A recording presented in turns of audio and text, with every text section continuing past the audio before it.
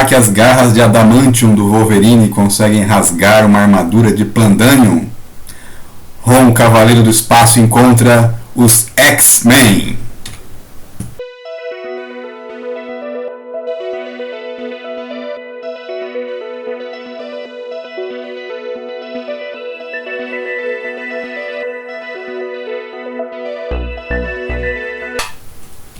Episódio de hoje: Ron, o Cavaleiro do Espaço, encontra os X-Men.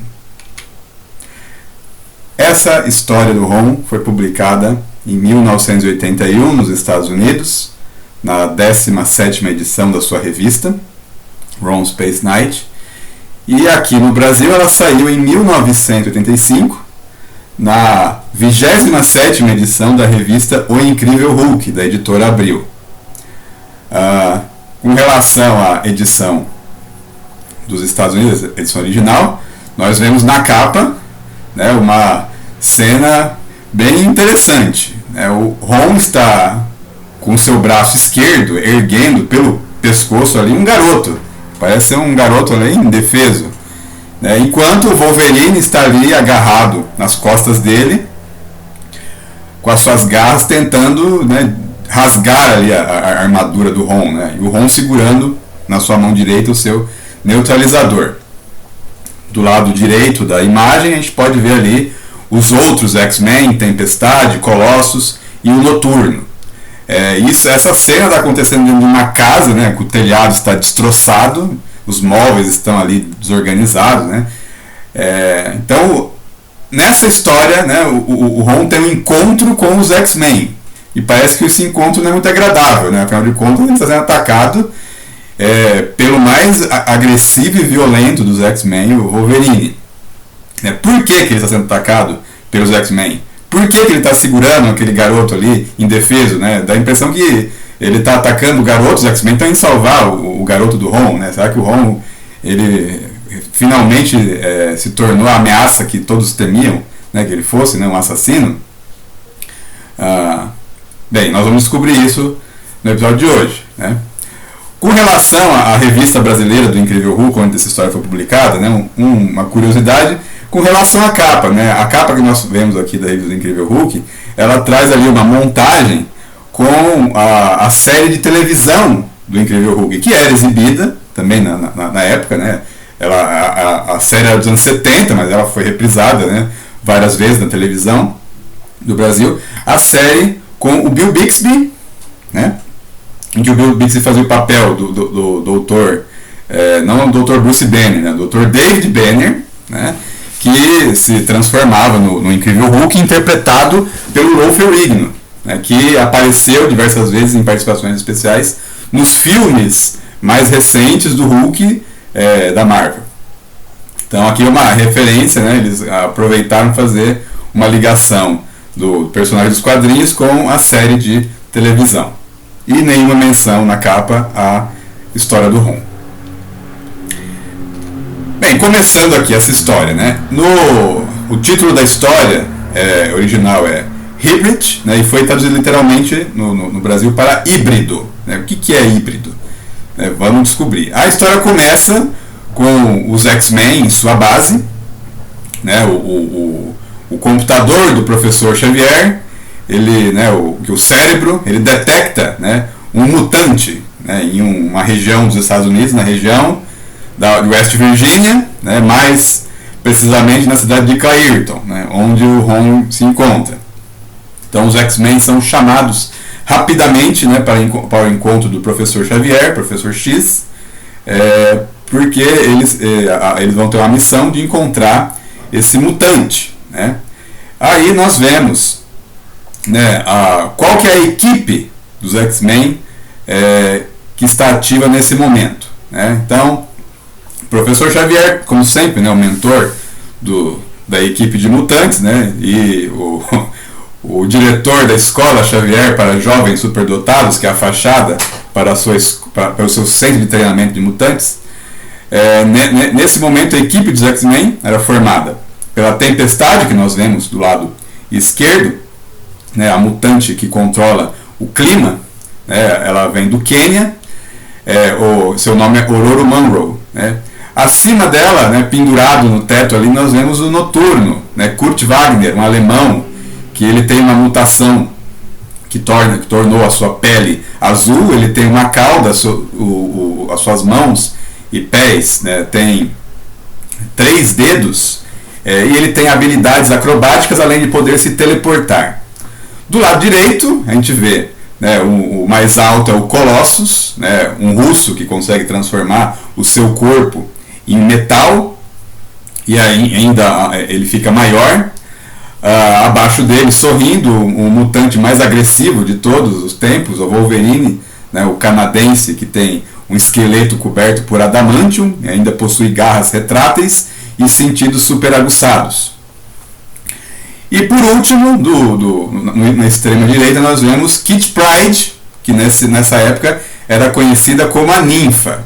Ela é uma mutante, ela é dos Estados Unidos, ela é judia, e ela tem o poder de tornar o seu corpo intangível. Então ela pode atravessar objetos sólidos, né? Como na primeira cena da primeira página, ela aparece ali atravessando a parede para chegar até a sala onde está o professor Xavier. Essa era a equipe dos X-Men quando essa história do Ron foi publicada. Mas nem sempre esses foram os X-Men, até como atualmente, né, na verdade,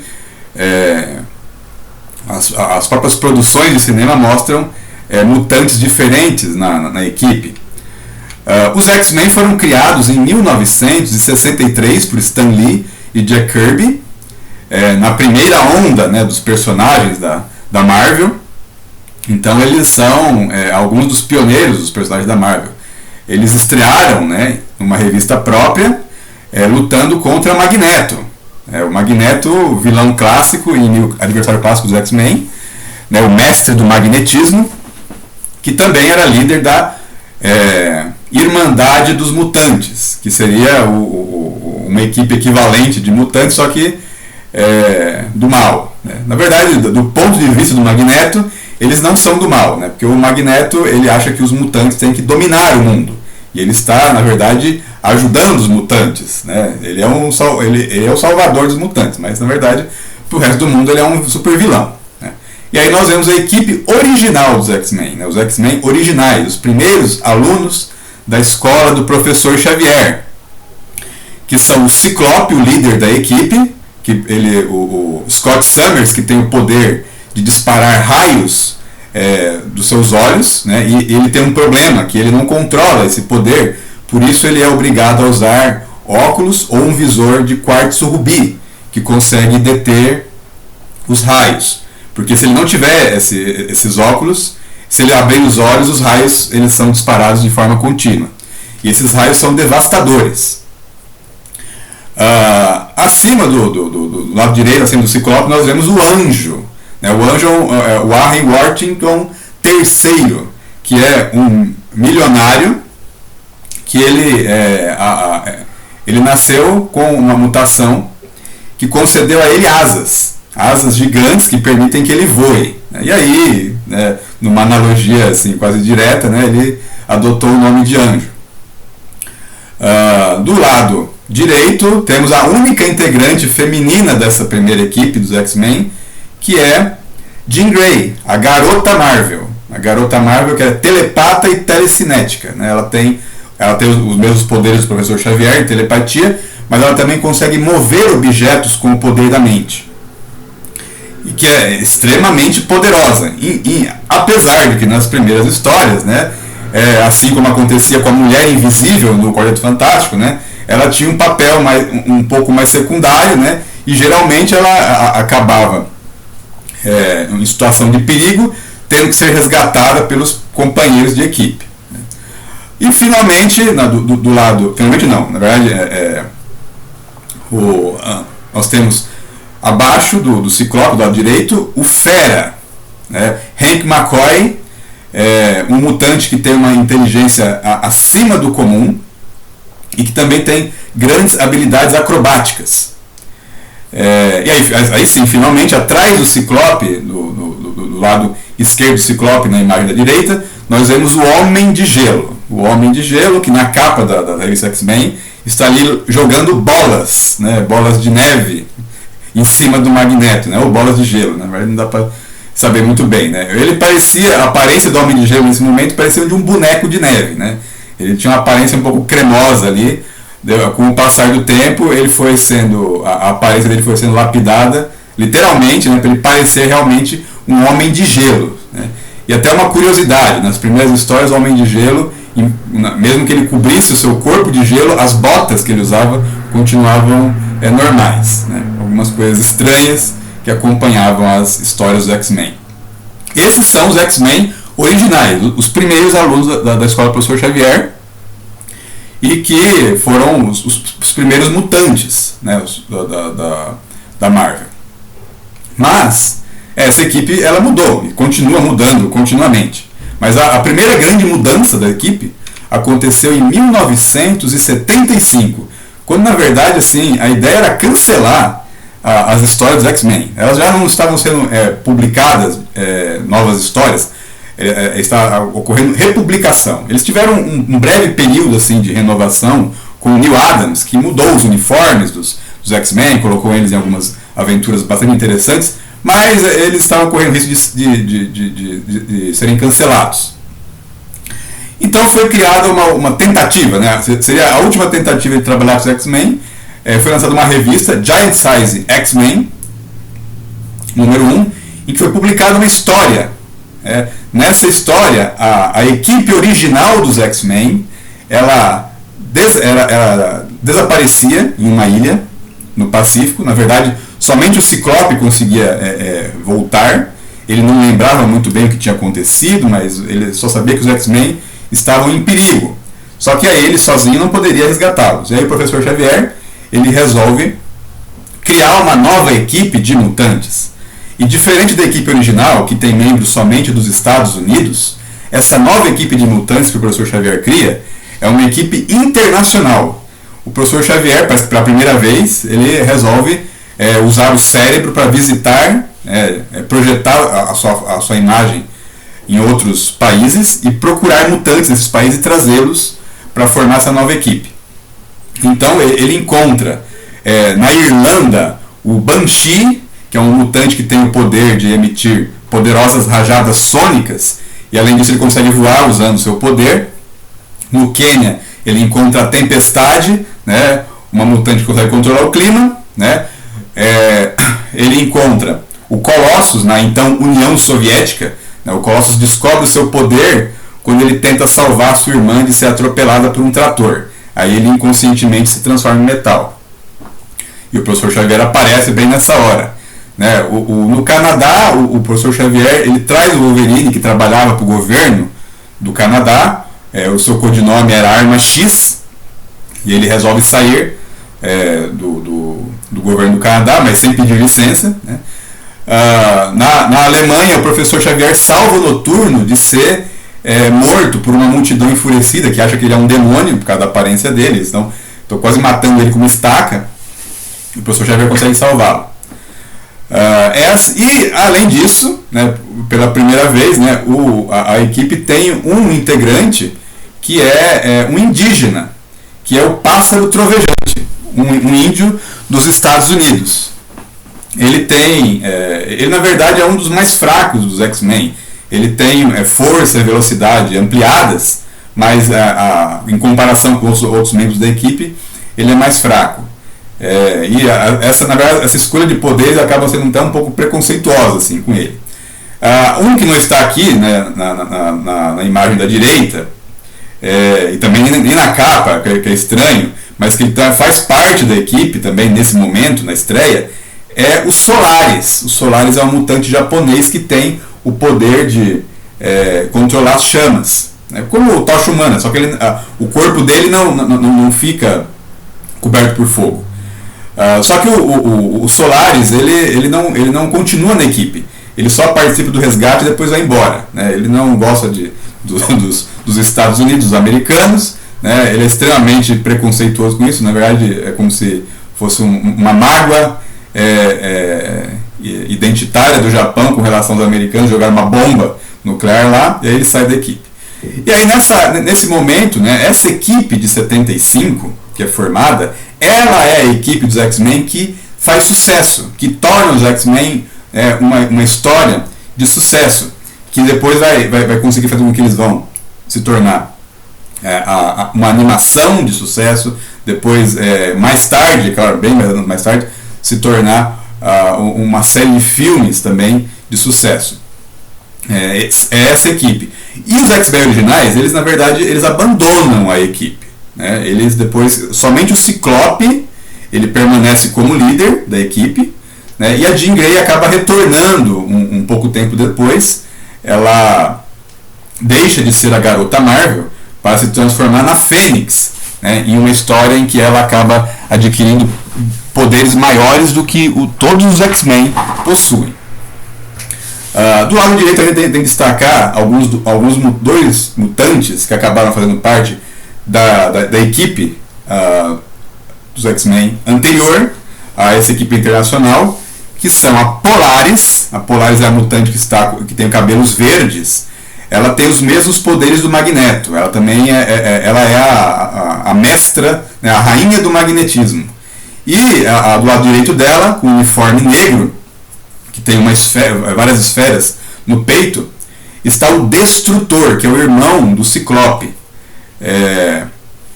o Alex Summers. Ele é um reator nuclear vivo, né? E assim como seu irmão, ele também não controla os seus poderes. Por isso que ele precisa de um traje especial. Esse traje ele permite que ele consiga emitir raios através do seu peito. Ele concentra o seu poder através desse traje. Então, essa é a equipe internacional dos X-Men, formada em 75.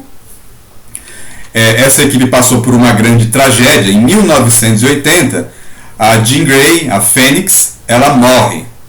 Na verdade, durante algum tempo, uma equipe de mutantes malignos, né, o Clube do Inferno, tinha um plano de transformar a Jean Grey em uma aliada e destruir os X-Men. Eles transformaram ela na Rainha Negra.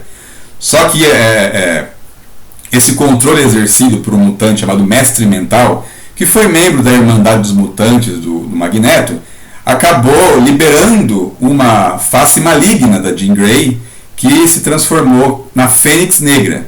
Essa entidade ela acabou destruindo todo um sistema solar. Milhões de pessoas morreram.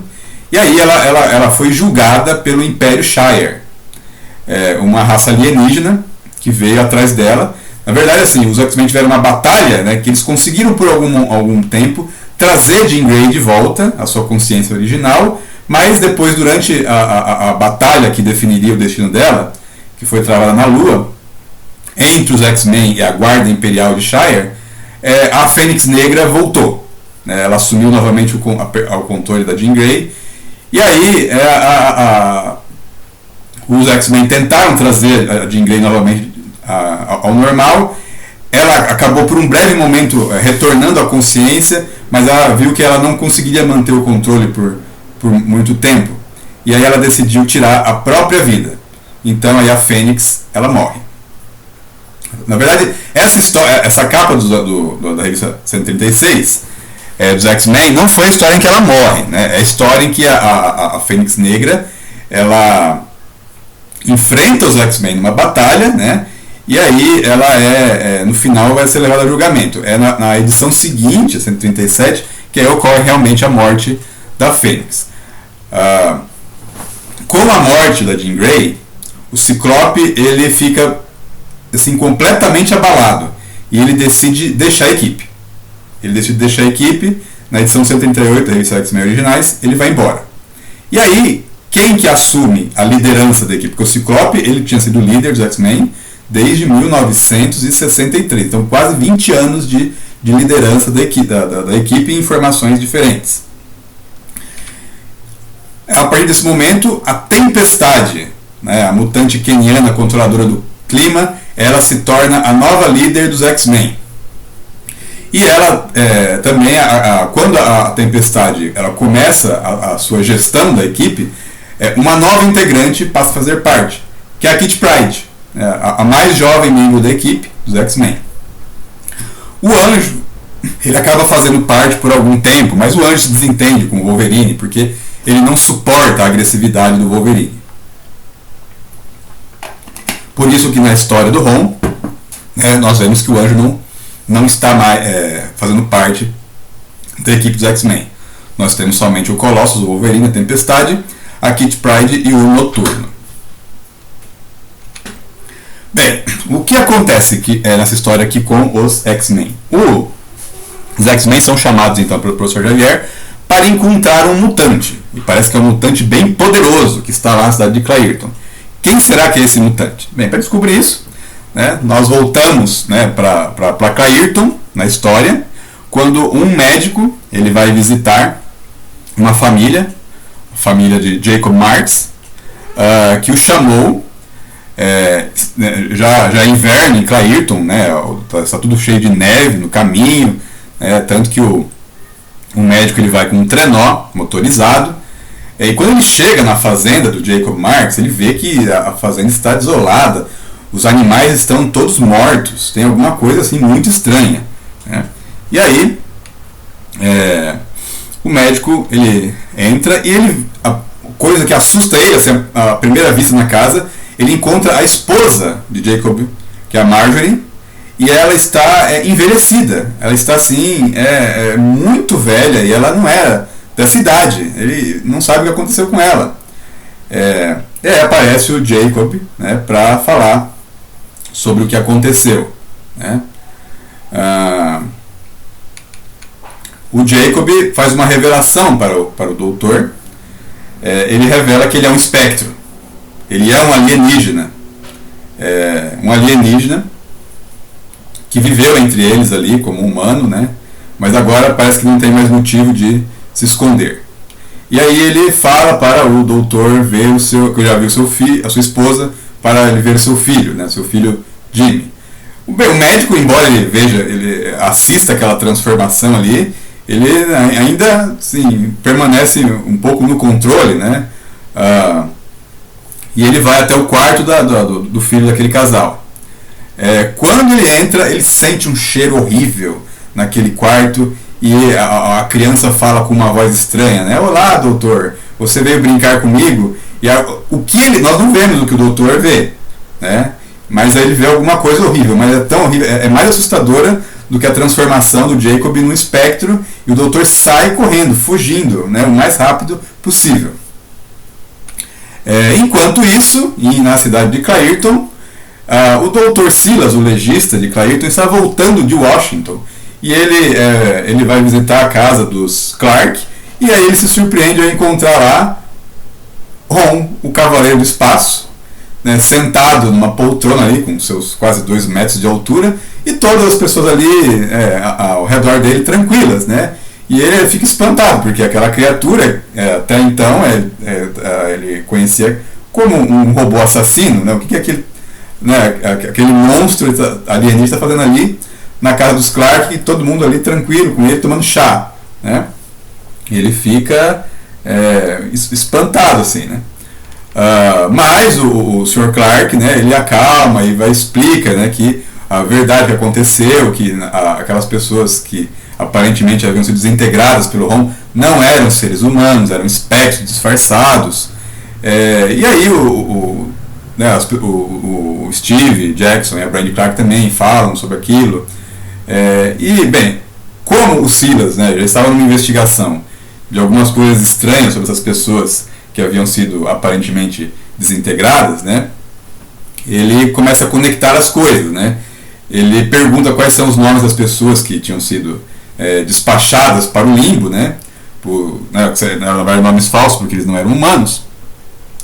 E aí ele descobre que todas as pessoas, né, que nasceram na mesma data, aparentemente, que na verdade tinham fisicamente idades diferentes, a maioria delas foram as que o Ron despachou para o limbo, né? Aí, só um nome que eles veem que está entre aqueles registros, que o Ron ainda não tinha banido, que é Jacob Marks, justamente o fazendeiro, que era nós já sabemos que agora que é um espectro, que havia chamado um médico para ver a sua esposa, que estava sobrenaturalmente envelhecida, e cujo filho tem alguma coisa errada que assustou tremendamente o médico. E aí eles estranham, então quer dizer que eles, pelos dados do legista, eles concluem que o Jacob talvez seja um espectro, né? Mas uma senhora ali diz que não é possível, né? Que ela conhece a Marjorie desde criança, ela não pode ser um espectro, né? E aí o Ron, ele diz que esse dia, essa data, né, que eles colocaram os registros, né, de nascimento, 1945, provavelmente é a data em que os espectros chegaram na Terra. Aqui, na verdade, a gente vê que tem um problema de continuidade com a história anterior, né? A história anterior, o Silas fala de 1943, aqui ele fala de 1945, até aqui um problema de mais a data de chegada dos espectros, né, na Terra é aproximadamente o fim da Segunda Guerra Mundial. Aí, se os habitantes ali, os vizinhos, né, de Clayton, eles asseguram que a Marjorie realmente ela é humana, mas os registros que o Silas trouxe indicam que o Jacob é um espectro, aí a conclusão que o Ron chega, né, que assusta as pessoas ali, é que um espectro se casou com uma humana, com uma terráquea. E, né, pior ainda, né, eles têm um filho, então eles geraram um filho híbrido, né, um filho que é metade espectro e metade humano. Aí o Ron resolve decolar e encontrar esse espectro, investigar isso, a situação. Ele é seguido, né, pelo Steve e pela Brand em trenós motorizados, né, vão até a fazenda do Jacob. Quando chega lá, o Jacob, na verdade, né, ele já fala para o Ron, né, se revela, mostra a sua esposa, né, e diz que ela é humana e que ela precisa de ajuda, precisa de cuidados médicos, né. Ele tinha chamado o médico ali para isso, mas ele acabou fugindo e, né, ficaram sozinhos. E parece que por algum motivo ele não pode levar ela sozinho, ele não pode sair de lá. O Ron invoca seu analisador de energia e ele vê que ela realmente é humana, né? O Jacob diz para o Ron que ele não precisa usar o analisador nele, né? Ele revela a sua verdadeira forma, que ele é um espectro. E aí a Brand e o Steve eles levam a Marjorie para a cidade para ela ser cuidada. Enquanto isso, o espectro conta para o Ron, o Jacob, na sua história. Ele diz que ele caiu, a nave dele caiu na Terra em 1940. Então, portanto, antes daquela data dos registros em que a maioria dos espectros assumiu como data de nascimento, que supõe-se que seja a data de chegada deles. Ele caiu numa nave espectral chamada Drakilar, só que ela foi severamente avariada. Então ele não conseguia se comunicar com seus companheiros, né? E aí ele estava sozinho na Terra. Aí ele descobriu a vida inteligente, né? Encontrou terráqueos, embora não tenha se exposto. E aí nós vemos que ele viu a pessoa de quem ele tomou a forma, né? Depois. Esse espectro, ele tomou uma decisão. Ele estava, na verdade, cansado da guerra, né? Ele falou para o Ron que estava cansado de ter que ser derrotado, né, diversas vezes pelos cavaleiros do espaço, e ele resolveu se tornar um humano. Resolveu se tornar humano e se infiltrar, não para espionar, não para preparar uma invasão, mas simplesmente para viver em paz. Era isso que ele queria. E aí ele aproveitou aquele momento, né, da guerra, em que muitas pessoas estavam retornando para suas casas, tinham pessoas refugiadas, pessoas procurando novas casas, e isso acabou ajudando ele a assumir então uma identidade falsa de humano. E além disso, ele encontrou, né, a Marjorie, conheceu a Marjorie e se apaixonou por ela. Eles acabaram se casando. Ele passou então realmente a viver como um humano e viver uma vida feliz, né? E além disso, né, mais tarde eles tiveram um filho, né? Ele parecia então que havia deixado completamente a sua vida de espectro estava contente aquilo ali, né? Aquela vida de conquistas, de guerras, agora era passado, distante, né? Ele estava ali vivendo em paz e feliz na terra como um fazendeiro nos arredores de Clairton. Entretanto, um dia, os espectros, né, acabaram encontrando ele, né, detectaram ele. Ele tentou se disfarçar, ele tentou enganar, mas eles sabiam quem ele era. E eles haviam vindo não por causa dele, na verdade, haviam vindo ali por causa do filho dele, né. Eles sabiam que um espectro tinha gerado uma criança com uma humana, um híbrido, e eles tinham interesses nisso. Na verdade, eram anciões espectros que haviam aparecido, né. Os anciões são os espectros mais antigos, aqueles que lidam com feitiçaria. Ele não teve escolha, ele não quis lutar, porque há uma diferença entre os espectros anciões e os demais espectros, pelo menos os machos, né. Vamos por enquanto não falar das fêmeas aqui, mas os espectros anciões são muito poderosos. Então o Jacob, ele não quis enfrentar. Aí os espectros anciões assumiram forma humana. Ele levou-os ao encontro do filho, deixou que eles ficassem sozinhos, não quis explicar para a esposa o que acontecia, mas só disse que eles tinham direito de fazer aquilo. E aí ele disse que foi aí quando o seu casamento começou a morrer. Porque esses anciões espectrais, com a sua feitiçaria, eles abriram a mente daquele garoto para a sua natureza real, o que ele realmente era. Revelaram os segredos ancestrais da feitiçaria espectral, e isso mudou ele completamente. Só que a esposa, ela estava assustada com aquilo, e ela, né, queria tirar o filho daquela sessão estranha, mas era tarde demais. Aí ele já não era mais aquela criança que ela conhecia. Ela era uma criatura agora cruel, má, e ela já assustou a mãe, mostrando que tinha poderes ali telecinéticos, e tratava ela agora de uma maneira muito má, como se ela não significasse mais nada para ele. E a coisa foi piorando, né? Ao passar do tempo, ele foi usando os seus poderes, ele foi matando todos os animais da fazenda, sem motivo algum. Cada vez pior. Um dia ele atacou a sua própria mãe, jogando a panela de sopa quente em cima dela. Nesse dia, né, o seu pai, ele ficou furioso e quase o atacou com um forcado, mas o garoto atirou ele pela porta, despedaçando, mostrando que ele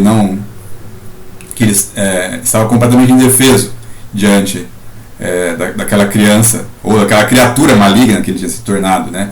E aí ele usou seus poderes para acelerar o envelhecimento da mãe. É por isso que ela estava daquele jeito. Então essa agora havia se tornado uma história de terror, né? E o Jacob, ele estava preso ali, porque parecia que a criança não deixava eles saírem dali. Aí o Ron, ele então entra finalmente na casa. Quando ele entra na casa, a casa está totalmente congelada por dentro, né? E aí ele faz fala a sua famosa expressão, deuses de Galador.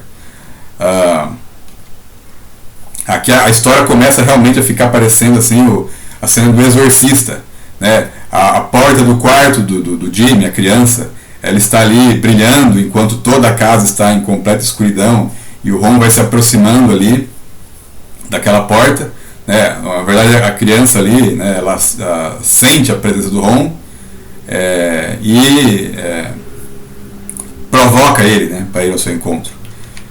Quando o Ron entra no quarto, ele vê o garoto está ali flutuando no ar, né, brilhando acima de uma mesa, em cima do que seria a sua cama, né? E ele diz que sabe o que o que o Ron fez, quer dizer, ele conhece o Ron, sabe que o Ron está há 200 anos ali banindo espectros, né? E ele sabe que os espectros anciões que deveriam voltar ao seu encontro nunca retornaram porque o Ron deu cabo deles. Ron expulsou eles para o limbo. E aí ele fala que ele sabe que o Ron foi o Ron que não deixou que os seus amigos voltassem para brincar com ele. Né? Mas na verdade, aquela forma que aquele garoto tem não é a sua forma verdadeira. Né? Aquilo inconscientemente, ele assumiu a forma humana desde o seu nascimento por força da sua herança humana, terráquea, da sua mãe, mas aquela não é a sua forma verdadeira. Ele mantinha aquilo como parte do seu poder dos espectros de mudar de forma. E aí o Ron, ele finalmente usa o seu analisador para ver a figura real daquele garoto, do híbrido, e ver que coisa horrível. Aquela criatura, ela é muito mais assustadora que qualquer espectro. Né? Ela não, na verdade, assim, de humano não tem praticamente nada aquilo. E ele fala que o seu nome ali, né, é o híbrido. Né? Ele assume esse título, né, como realmente um cruzamento dos espectros com os humanos. E o Ron fica assustado com aquilo, porque realmente ele nunca tinha visto alguma coisa tão horrível como aquela criatura. Aquilo causa assim horror para ele. Né? E aqui um aviso, né? Essa criatura, ela é assim uma das ameaças, das maiores ameaças que o Ron encarou até então. Vamos ver por quê? Porque ele tem poderes dos espectros, mas a sua mutação, e foi isso que na verdade fez com que o cérebro do professor Xavier sinalizasse que havia um mutante ali, né? Essa mutação tornou ele muito mais poderoso do que os espectros. Então ele começa a usar a própria casa para atacar o Ron. Ele tem poderes telecinéticos, né? Então ele começa a usar esses poderes telecinéticos contra o Ron.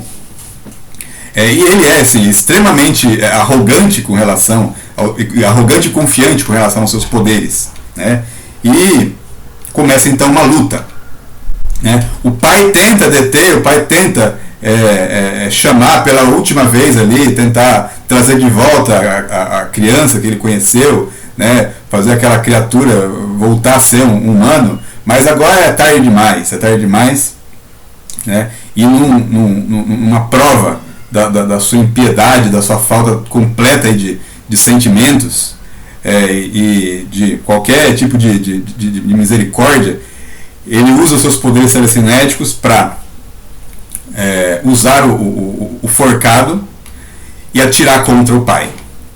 O pai é empalado na parede, e ao ser empalado, ele vai retornando à sua forma original do espectro, enquanto simultaneamente vai se desfazendo em cinzas, até que na parede fica somente uma sombra, uma projeção do seu corpo. Aquele espectro, né, que havia abandonado a sua face, a sua herança maligna, e tentou viver como um humano, né, ele acaba ali a sua vida. E a luta continua. Quando o Ron vê aquilo, aí a sua fúria ela supera o seu horror, e ele começa então um embate contra o híbrido. Né? E aí, só que essa criatura, ela fala que o Ron não tem chance, porque nunca antes houve algum ser como ele.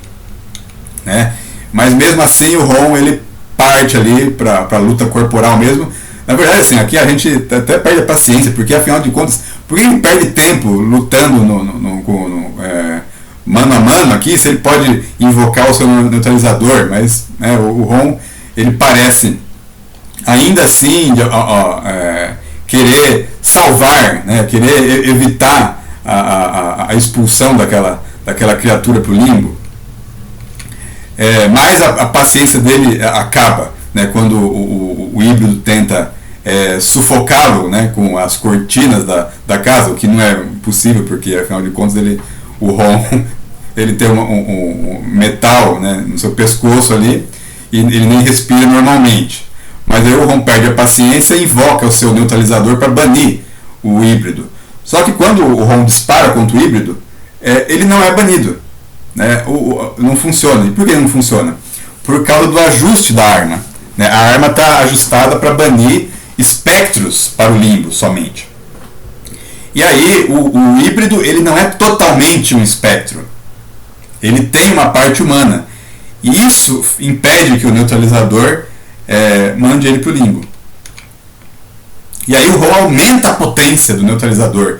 E aí a gente vê como que essa arma é poderosa, porque a arma destrói a casa, as paredes desabam, as portas são despedaçadas, o teto cai, e somente os dois continuam de pé ali. Mas o híbrido diz, né, para o ROM, não é suficiente, não vai ser o bastante. Né? Ele pode aumentar o quanto ele quiser a potência do neutralizador. E realmente o híbrido continua ali. Né? E aí o híbrido ele diz assim que não, então ele não tem escolha. Né? Ele até ali ele quis apenas fazer o que ele fazia com os demais espectros, que era bani-los para o limbo, mas agora ele fala, não, agora eu vou ser forçado a matar você, eu não tenho escolha. É a única forma de te derrotar, a única forma de acabar com a sua presença maligna, de impedir que você continue assassinando pessoas, matando pessoas, é acabar com a sua vida. Mas, né, o híbrido zomba do ROM. Né? Ele zomba do ROM e aí aparece quem? Os X-Men, né? E o híbrido voltou a ser um garotinho indefeso da sua forma e está lá, coitadinho de mim, estou sendo atacado por um robô alienígena assassino, ele quer me matar. E a Kitty Pryde está lá, né, abraçada com ele, pobre garotinho, nós vamos salvá-lo ali. Os X-Men eles foram até ali, guiados pelo cérebro, né, que estava marcando a posição do híbrido, né, como um mutante, mas eles não sabiam, na verdade, que mutante era esse. E aí chegam lá, encontram o ROM, né, e aí para eles, assim, tem um robô gigante, né, com uma arma ali atacando um garoto, então, e destruiu a casa, né? Então eles chegam lá, não, esse é o inimigo, esse é o adversário, né? E aí eles, né, estão prontos ali para atacar o ROM. E agora, o que vai acontecer, né? Será que o ROM vai conseguir se explicar, né? Ou os X-Men vão entrar numa luta terrível com ele? Bem, se você quiser saber isso, você pode continuar assistindo os próximos episódios. Você pode se inscrever no canal, ativar as notificações. E se você gostou, você pode indicar, né, para os seus amigos. Se você não gostou, você indica então para os seus inimigos.